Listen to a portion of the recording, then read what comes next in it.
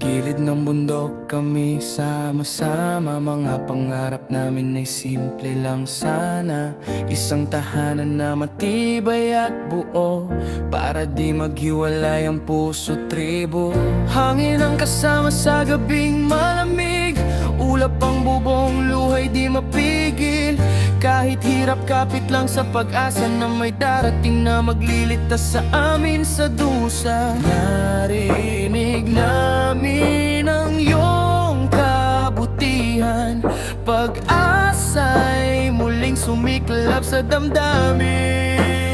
Sana tulungan mo kami, Kuya Edu, kami nagmamakaawa sa puso mo.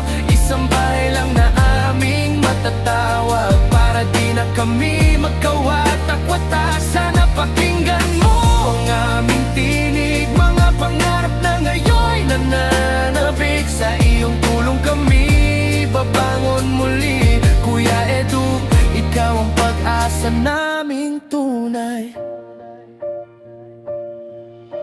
Tribo ng manitig, sama-samang lalaban kahit anong unos, di basta susuko kailanman. Ngunit sa hirap kami nangangamba, paano ang bukas kung wala kaming tahanan? Mga batay nangangarap ng maayos na higaan, mga magulang na may pagod na sa laban. Isang tahanan lang ang aming hiling, upang pamilya di na muling magkulang sa piling. Ikaw ang ilaw sa dilim naming landas, pag-ibig mo'y di kumukupas.